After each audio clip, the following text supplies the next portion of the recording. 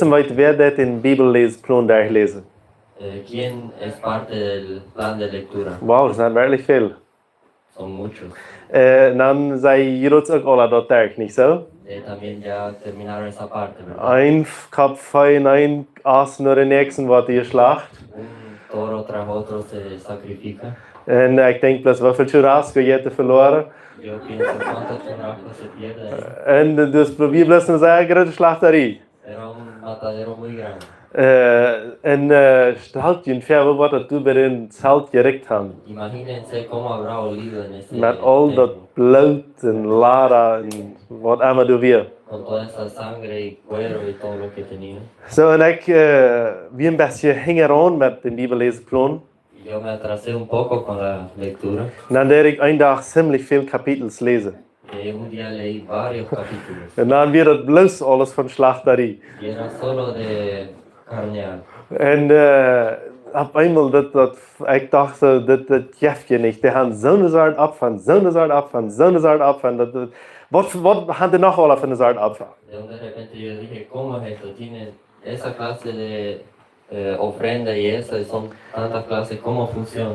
En dan dacht ik, waar ik al erbij zie, Yo dije, si ya estoy en esto, dan wil ik een beetje dieper gaan.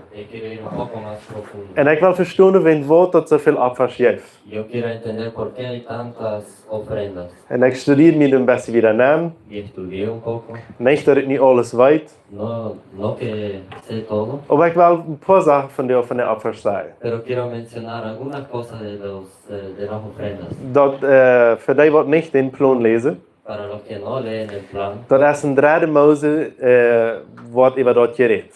en Levítico se habla mucho acerca de eso. En besonders de eerste 7 Kapitel. Especialmente los primeros 7 capítulos. Du wordt alles erklärt, wo een opfer muss sein. Ahí se explica bien cómo debía ser una ofrenda. En dan heb je eens mal seine Gedanken, dat Gott de bloß Tiere dat merken zum Sünde betonen. Y a veces pensamos que ellos solo mataban un animal para pagar los pecados. Aber dat is niet waar dat schaffen deed. Pero no es como funcionaba. Die hadden ganz verschiedene Opfer für verschiedene Dinge. Tenían ofrendas diferentes para diferentes cosas. Einmal muss dat een as zijn, A veces era un novillo, einmal kunnen dat duiven zijn. a veces eran palomas. Die hadden ook wijd, wat de arameel, wat de opferen deden. También ofrecían Harina. harina, trigo, Zo hadden die verschiedene Opfers. y tenían diferentes ofrendas. Zum Beispiel 3 Mose 1 Vers 4 sagt so. Por ejemplo, Levíticos 1:4. En hij zal zijn hand op den kop van dat opfertier leggen. Dan neemt de Heer zijn opfer aan en verjaagt hem de schuld. Y pondrá su mano sobre la cabeza del holocausto y será aceptado para expiación suya. So de mens moet zijn hand op dat tier opleggen. La persona tiene que poner su mano sobre el animal. En dan wordt dat tier in zijn steed sterven. El animal iba a morir en su lugar. En ik wil eenmaal ganz topgevoerd deze 5 soorten opfers wat die hadden. Y ellos tenían 5 clases de ofrenda que tenían que hacer. En ik wil het topvoeten. Lo voy a resumir. In het eerste kapitel werd dat brandopfer.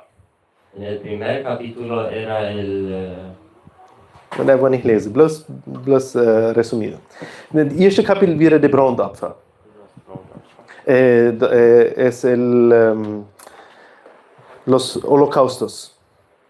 en el primer capítulo habla de los holocaustos. Dat weer wo een tier ganz verbrannt wordt. Era donde se quemaba completamente un animal. En dan wordt dat jengt weer dat zij willen zich ganz God aangeven. Y de lo que se trataba era que ellos querían entregarse completamente a Dios. Dat ging ook aan zendevergeving, ja. Se trataba de perdón de pecados, sí, Aber dat weer einfach, wo die mens wat dat tier door aanbrengen deed. pero era donde la persona que llevaba al animal Zei ik wil me ganz God aangeven. decía, yo quiero entregarme completamente. Het tweede kapitel redt van een ganz andere Opfer, wat dat weer. El segundo capítulo habla de una ofrenda totalmente diferente. Dat weer wanneer ze door meel gaan brengen deden. Era cuando llevaban harina, Die deden met olijfolie topareren. lo mezclaban con aceite de oliva, Eenmaal maken ze nog een soort kuchen ervan. a veces hacía una clase de galletas En ze maken ook, en eenmaal deden ze dat ook met wijnrook topareren. y a veces lo juntaban con incenso, Dat weer eenmaal zo en eenmaal zo. una vez así y otra vez diferente. En dat had een ganz andere ziel. Y tenía un propósito totalmente diferente. Dat weer topgevoerd is een dankzij zijn. Era resumido como gratitud. Best is dat wat we hier van jou een geldopfer ook geven deden. Más o menos como dimos una ofrenda de dinero hoy. En dan weer het derde kapitel een andere soort opfer. El tercer capítulo era otra ofrenda. Dat weer het vredeopfer. Era la ofrenda de paz. En hier wordt een tier gebracht. Y aquí otra vez se traía un animal. Maar weet je wat, en dat waren ook geen fehler hebben, zoals de andere tieren dat niet kunnen Y hebben. no podía tener un error como los otros animales. En aber hier weer wordt ganz interessant. Dit hier wordt niet ganz verbrannt. Pero aquí era algo muy interesante. El animal no se quemaba completamente, Sondern de priester de oud poort van dat tier. sino que el sacerdote comía una parte de ese animal. En weet je weer nog heet dat? ¿Y saben quién más?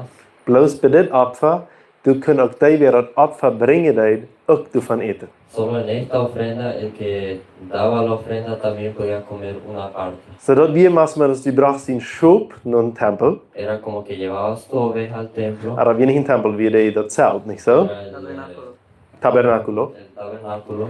En dan slaagt de priester dat, du moest die hand doen opleggen. Y tenías que poner tu mano encima. En dan dat bedoelt dat die zijn doen opging. Y eso significaba que tu pecado se iba ahí. In diesem Fall nicht. Dan slaagt de priester dat tier. En este caso era así, el sacerdote lo carneaba En dat wordt op een vier opgedaan. y se ponía al fuego. Eine part wordt ganz verbrannt. Una parte se quemaba completamente, Maar een wordt gegeten van priester en van die taub. pero una parte se comía del sacerdote y del que daba la ofrenda. Dit wil wijzen dat er weer een gemeenschap met God. Esto demostraba que había una comunión con Dios. Nummer 4, dat weer werkelijk de zinopfer. Y el capítulo 4 era el sacrificio de pecado. Dat weer werkelijk, wanneer du een opfer aan een tier brengen doet, en dat weer, wenn du je zinnig had, dat du waar goed met God gemerkt wordt. Ahí tú traías un animal cuando habías pecado para reconciliarte con Dios. Dat weer om die rein te merken. Era para limpiarte. En wat interessant weer, hier wordt bloed gespritst. Y lo interesante era que se aspersaba la sangre. En die wordt, dat du weer, bij ons waar ik eens zeggen, een klein beetje taub met ze vielleicht met andere soort opfers. A veces tal vez voy a confundir algunas cosas con otras ofrendas, Want jede opfer had zeer veel details. porque cada ofrenda tenía muchos detalles En ik weet niet alle details. y no me sé todos los detalles. Maar één weet ik dat bij de zinopfer, Pero una cosa sé que en el sacrificio para los pecados toen hadden die een grote altaar. tenía un altar grande Toen wurde dat tier slachten daar. donde carneaban el animal. En dat tier, en die grote altaar, dat is een grote dash. Dat hadden, dat is een churrasco ras, boven worden de tieren verbrand. Era como un mesón grande y con una churrasquera y ahí se quemaba el animal. Maar wanneer du een zindopfer weer, Pero si era un sacrificio de pecado, dan had dit grote dash, die had op 4 eiken 4 hoorns. este mesón en las 4 esquinas tenía 4 cuernos. En dan wordt dat bloed genomen van dat tier. Se tomaba la sangre del animal En dan wordt op alle 4 eiken met dat bloed op de hoorns ongeschiet. y se tocaba en cada esquina con la sangre a los cuernos. En weet je wat? ¿Y saben por qué? Wens dat weer een teken Porque era una señal dat de hoorns dat weer krof. de que los cuernos es fuerza. Dat wir Gott zijn kracht wat gewesen wordt. Era el poder de Dios que se demostraba. En dat weer de hoogste punt wat die woord met God waren verbinden. Y era el punto más alto que te iba a reconciliar con Dios. Dat wir ein bisschen so, dat wir de Israeliten erwacht te denken, dit is mijn antenne naar God, zo ungefähr, in onze wereld. Para los israelitas era como que esta es mi antena hacia Dios. En dat interessante is, want dat van je een mens wordt dat du buiten op een haf, die hena met bloed ongeschiet. Y lo interesante era que si se hacía para una persona normal, lo hacían afuera en el patio, poner la sangre a los cuernos. Maar wanneer dat van priester weer, Pero si era para un sacerdote, du binnen een cel hadden die ook een altaar. ahí adentro del tabernáculo también tenían un altar En die had ook hena. y también tenía cuernos. En in gewisse situaties, En algunas situaciones waar toen met dat bloed neergegaan, se llevaba la sangre adentro, en dan wordt die hena ongeschiet met het bloed. le tocaban a esos cuernos con la sangre. Zodat we einfach voor verschillende gelegenheden moest ook een andere weg dat Opfer gedaan. Así que en ciertas situaciones se hacía de manera diferente la ofrenda. Zum Beispiel krijg van priester, moest dat door binnen zijn. Por ejemplo, para un sacerdote tenía que ser adentro. En wanneer we nog weer gaan, Y si estudiamos más, wanneer we dat we eenmaal dat jaar hadden ze een grote vast. una vez al año ellos tenían una gran fiesta. Dat noemt zich Yom Kippur. Se llama Yom Kippur. Yom Kippur. Dat is 3 Mose kapitel 16. Es Levítico capítulo 16. En dat weer dat vast, wo du ook een tier geslacht wordt, Y era la fiesta donde también se carneaba un animal. aber du wordt dat tier voor dat ganze, dat ene tier voor dat ganze jaar geslacht. Pero ahí se carneaba un animal por todo el año. En dan wordt du een goat, een kasebak geopfert als een zendopfer. Y ahí se sacrificaba un cordero como Un cabrito. un cabrito para sacrificio de pecados. Ik wil eenmaal niet zelfs corrigeren. Dat eerste wordt een bal geopfert voor den hoogste priester zijn ene zonde. Primero se sacrificaba un toro para los pecados del sacerdote. En dan wordt er een kasebak geopfert dat we voor de zonde van de mensen. Y de ahí un cabrito para los pecados de la congregación. En dan weer een kasebak, den wordt alle zin opgelegd wat de mensen hadden. Y había otro cabrito y a ese le cargaban los pecados de las personas. En die moest in de wildernis neergejaagd worden. Y ese tenía que correr al desierto. Wenn es dort weer dat teken dat de zin weg weer. Porque era la señal de que el pecado se fue. Maar nu komt wat ganz Besonderes. Pero ahora llegaba algo muy especial. Du wordt van het bloed genomen, Se tomaba de la sangre van deze kasebak. de esta cabra. En die wordt niet de buiten op den altaar en de heen gedaan. Y no se ponía afuera en los cuernos, Ook niet im heilige ruim, wo de andere altaar weer ook niet op die heen gedaan. tampoco en el santuario, en esos cuernos de ahí. Plus eenmaal dit jaar Solo una vez al año gingen ze in dat allerheiligste in. entraban al lugar santísimo. En door weer de kosten voor de 10 geboden binnen weer. Y ahí estaba el arca donde estaban los mandamientos. En door boven weer dat dijksel.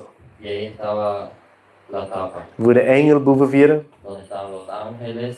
En op dit dijksel wordt eenmaal dit jaar bloed opgedaan. Y en esa tapa se ponía sangre una vez al año. En dat weer voor de verzoening voor het ganze jaar. Y era para la reconciliación de todo el año. En daar wens hij dat dijksel wat op den kosten is, waar de 10 geboden weer. Por eso esa tapa que estaba sobre la caja donde estaban los 10 mandamientos, Dat wordt eensmaal zo genaamd. a veces se llama así, o en otras partes diferente. Dat heet verzoeningsdijksel.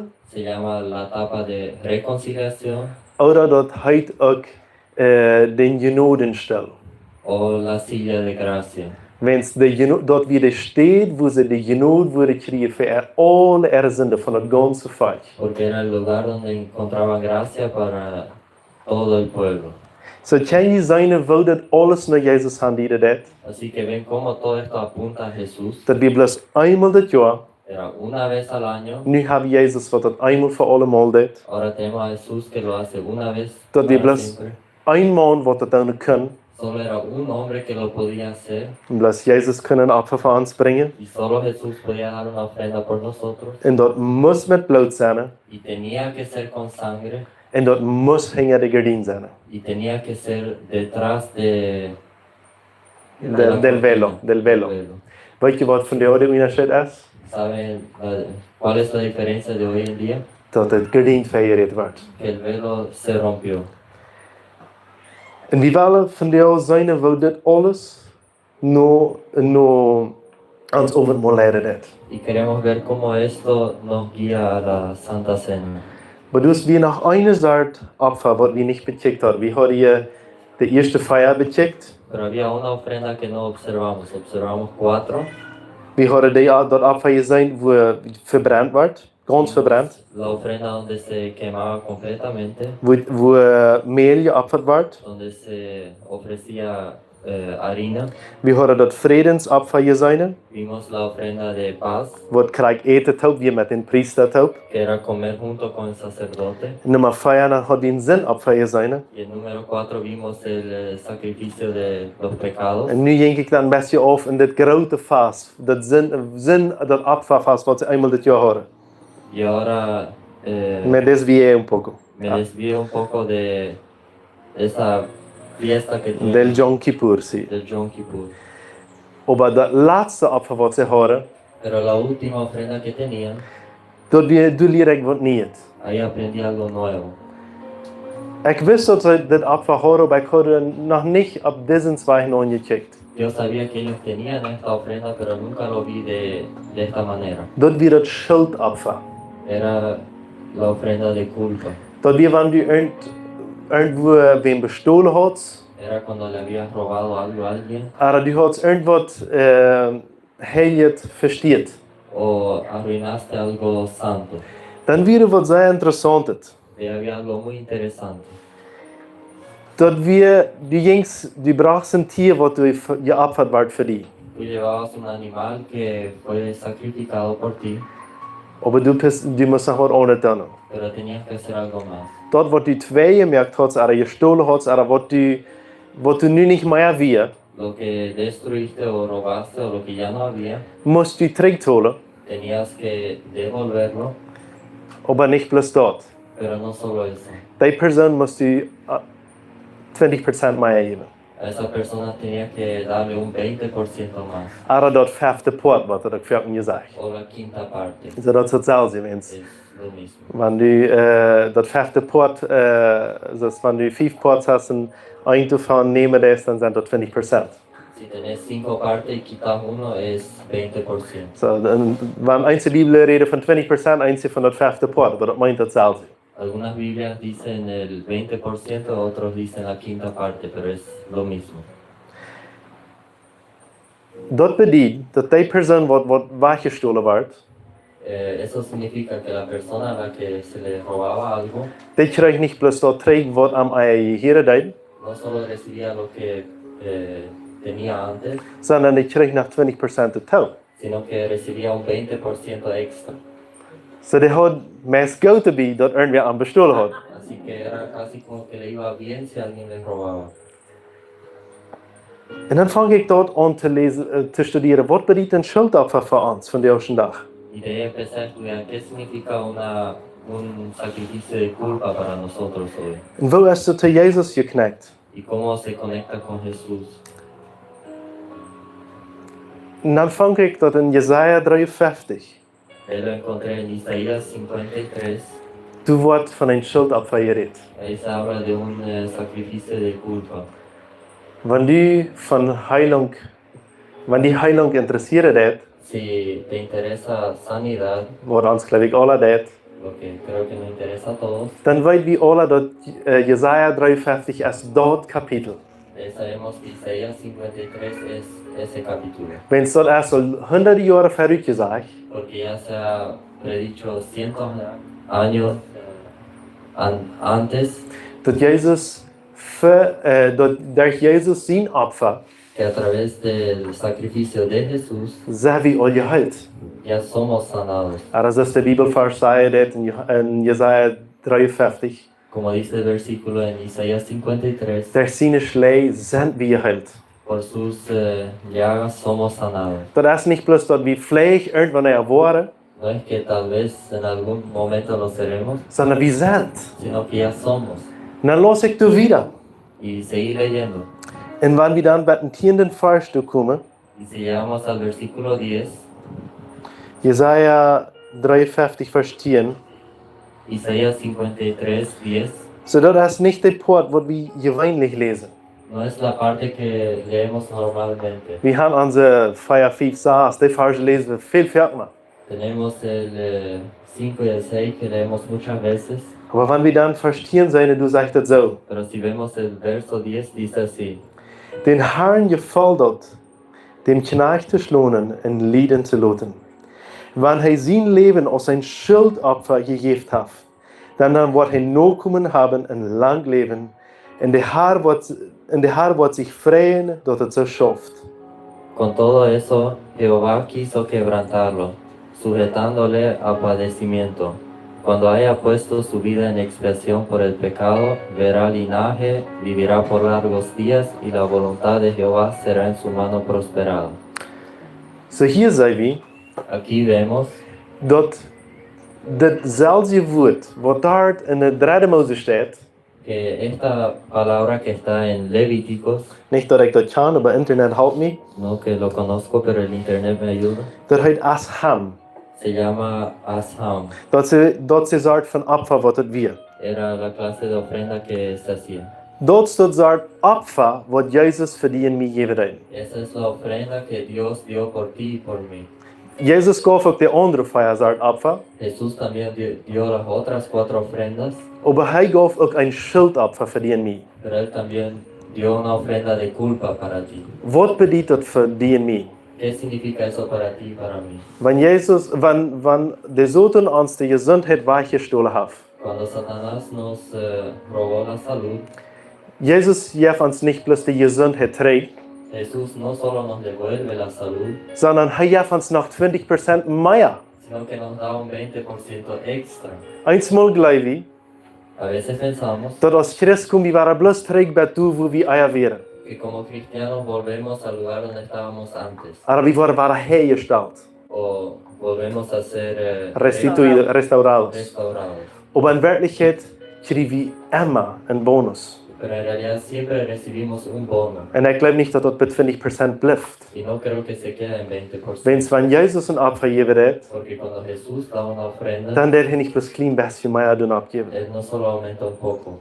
So wanneer we voor heilung beten, Así que cuando oramos por sanidad, dan beten we niet plus dat een klein beetje beter wordt, no oramos para que mejore un poquito, sondern dan beten we dat hij dat zo goed gaat als nog niemand zei. sino que te vaya tan como nunca antes. En we geloven aan dit woord. Y creemos en la palabra. We geloven eraan dat hij dat perfecte opfer weer. Creemos en que Él fue la ofrenda perfecta, Dat hij onze schuld gedekt heeft en dat we waren ganz zijn. que Él cubrió nuestra culpa y que estamos restaurados, Maar dat hij een bonus nog gegeven heeft. pero que también dio un bono.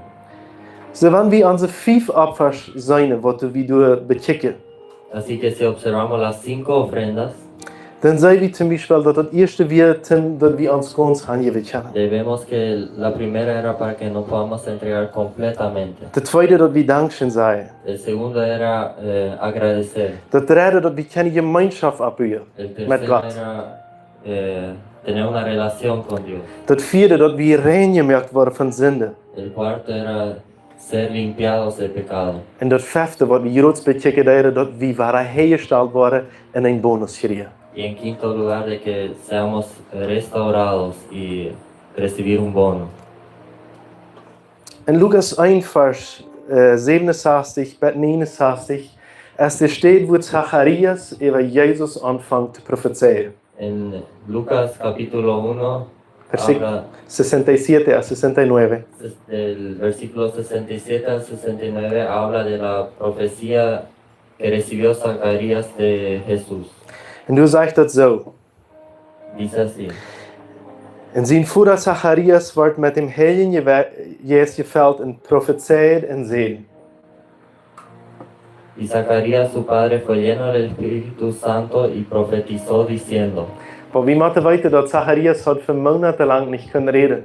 Lo que tenemos que entender es que Zacarías por meses no pudo hablar. Maar in dem moment wo hij zei dat mijn zoon wordt Johannes heette, Pero en el momento que él dijo que mi hijo se llamará Juan, dan ging zijn mil weer op. se volvió a abrir su boca. En voet hing er dort ja für eine Prophezeiung von Jesus. Y detrás de eso él da una profecía de Jesús. En hij zegt zo. Y él dice así: Je seht es der Herr, der Gott von Israel, weil hij heeft zijn volk Israel bezocht en Erlösung verschafft. Bendito el Señor Dios de Israel, que ha visitado y redimido a su pueblo. En dan zegt vers 69 zo, hij heeft ons een heilshoorn abgerecht im huis van zijn dienaar David. Y dice: y nos levantó un poderoso Salvador en la casa de David su siervo. La traducción más correcta sería, Él nos levantó un cuerno de salvación. Hij heeft ons een heilshoorn abgerecht. Deze hoorn, deze hena, wordt op den dag vieren. Esos cuernos que estaban en esa mesa Dat weer is Jezus. es Jesús. Jezus is ons heilshoorn Jesús es nuestro cuerno de salvación. de salvación. En we kunnen weten Y podemos saber dat Hij is die weer de vrede met ons maken redt. que Él es el que nos reconcilia. Wanneer we dit thema willen nog veel wieder studeren, Si estudiamos este tema más, dan willen we nu nog een stunde lang reden over Hebräer Kapitel 8, 9 en 10. pudiéramos estar hablando por horas acerca de Hebreos 8, 9 y 10. Lees die 3 kapitelen maar zonder reden. Lee esos 3 capítulos en orden, We zijn niet lang. no son largos. Du zegt dat wel Jezus Christus de perfekte hogepriester is. Y ahí habla de cómo Jesús es el sacerdote perfecto. En du zegt dat wel neef dat we im Oude Testament dat alles recht gedaan wordt. Y dice de qué tan estricto era de que en el Antiguo Testamento todo se haga correcto. Maar dan zegt dat Jezus dat alles perfect gemaakt heeft. Pero ahí dice que Jesús lo hizo todo perfecto En dat hij heeft dat alles overwonnen. y que Él lo superó todo. We zagen dat du weer een vredensopfer niet zo. De derde soort opfer wie een vredensopfer. Vimos que la tercera ofrenda era una ofrenda de paz. En we zagen ook dat du die weer dat opfer brengen die eten kunnen met een priestertop. Y también vimos que la persona que daba una ofrenda podía comer junto con el sacerdote. En vandaar hebben we ook een vredensopfer hebben. Y hoy también podemos tener una ofrenda de paz. Vandaar wil we dat brood eten Hoy queremos comer el pan en dat wien drinken. y tomar el vino. En weet je met wem we dat vandaar top eten kennen? ¿Y saben con quién lo podemos comer? Met een hoogste priester. Con el sacerdote más alto, Met Jezus Christus. con Jesucristo. We kennen dat vandaar met Jezus Christus vorig vieren. Lo podemos celebrar completamente con Jesús, Wat hij alles gedaan heeft. lo que Él hizo. So van du nächste Mal im Alten Testament verloren bist. Así que si en otra te encuentras perdido en el Antiguo En Testamento ik weet wat dat voor die betekent. y no sabes qué significa eso para ti, Dan dacht Jezus dan op. Deja que Jesús lo alumbre. En Jezus wordt die dat erklären, wil perfect zien Opfer voor die is. y Jesús te va a explicar qué tan perfecto es su ofrenda para ti. Wie brücke hier von dir nicht in Deutschland, wo voll Blut und voll Schweinchen ist. No necesitamos tener hoy una mesa llena de sangre y suciedad. Das stinkt hier nicht. No huele mal. Wir können einfach von dir den Werk genießen, was er für uns hat. Podemos disfrutar Incienso, el incienso que Él tiene para nosotros. das Scheinricke, was seine Jähen wird ist. Lo lindo que es su presencia. Von der habe ich mit Jesus diese merken, dass Jesus in 1. Korinther sagt, dat we poort kunnen gaan on zijn dash. Hoy podemos hacer lo que dice en 1 Corintios, que podemos ser parte de su mesa. So dit is Jezus zijn dash hier van jou. Esta es la mesa de Jesús aquí hoy. Hij heeft dat al betaald. Él pagó todo. Wir brauchen nicht mehr einen großen Tag haben, wo unsere Sünden betaalt worden. Ya no necesitamos un gran día donde se paga el precio de nuestro pecado, Sondern wir haben Jesus Christus, der das einmal für alle Mal getan hat. sino que tenemos a Jesús que lo hizo una vez y por siempre. Als Jezus gestorben hat, Cuando Jesús murió, dann rettet er die zwei. el velo se rompió. Aber dann können sie bloß einmal das Jahr dahin gehen. Hasta ese entonces ellos solo podían ir una vez al año ahí detrás. Weet je wat? ¿Saben qué? Die kosten wat er soll sein, La caja que debería estar ahí die wieder all Jahre nicht mehr. ya por años no estaba, Die wir verloren gegangen. se había perdido. Und die Israeliten, die sich noch immer so waren, die dahin wir. Y los israelitas seguían fingiendo de que seguía ahí.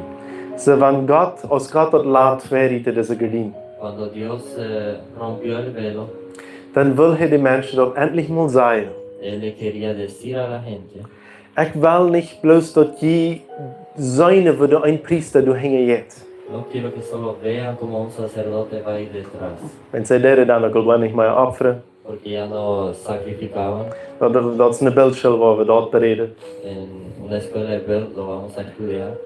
Aber Jesus will das, Gott will das deutlich machen, dass sie wüssten, dass der Zugang wie op für immer. Pero aclararles para que ellos sepan que el acceso era directo para siempre. Dass wir brauchen nicht einmal das Jahr das große Ding haben, No necesitamos tener esa gran cosa una vez al año, sondern Jesus sagt, ich habe das einmal für alle Mal getan. sino que Jesús dijo, yo lo hice una vez y por siempre. Hebräer 10, Vers 19 sagt es das. Hebreos 10:19 dice así, 19 und wieder. 19 en adelante. Door een leven bereiden, we hebben nu durch das Blut von Jesus die Freiheit gekregen, durch den Verhang in das Allerheiligste zu gehen. Así que hermanos, teniendo libertad para entrar en el lugar santísimo por la sangre de Jesucristo. Jesus selbst hat uns durch das Opfer von seinem Körper, sein Nien und lebenden Weich, nur Gott hat aufgemerkt. Por el camino nuevo y vivo que Él nos abrió a través del velo, esto es, de su carne. Und so haben wir nun einen großen Hohepriester über Gott, sein ganzes Haus. Y teniendo un gran sacerdote sobre la casa de Dios.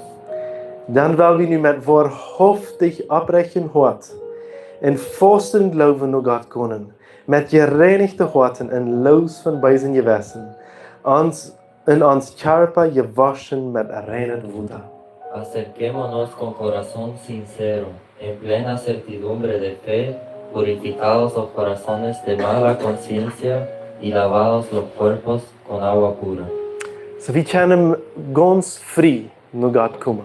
Podemos venir libremente hacia Dios. Dat is op.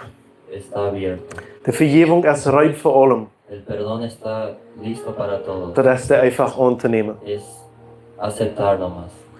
Wenn du noch nicht diese Vergebung erlebt hast, Si aún no experimentaste ese perdón oder den nicht angenommen hast, o no lo has aceptado, dann kannst du das von dir tun. lo puedes hacer hoy.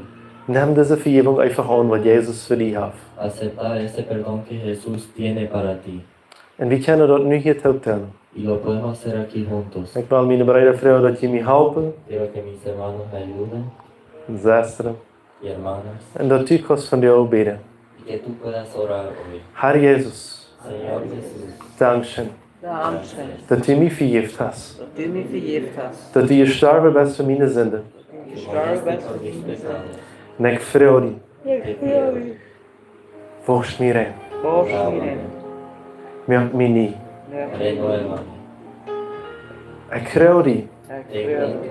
dass du in mein Hart wohnen lässt Que vivas en mi corazón und dass dein Heilige Geist hier wohnen lässt. y que tu Espíritu Santo viva aquí. In deinem Namen, Jesus. En tu nombre Jesús. Amen. Amén.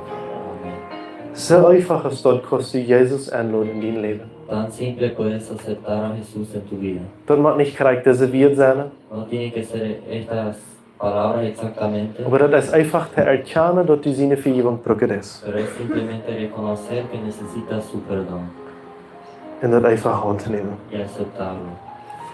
Bist du dankbar, dass du nicht mal zum Tier bringen Estás agradecido de que no necesitas crear un animal und dass wir einfach keine uniten? y que podemos disfrutar. Halleluja.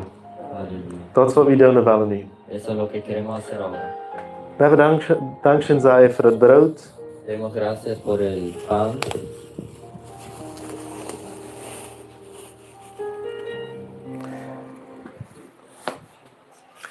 Dankeschön, Jesus. Gracias, Jesús. Hola.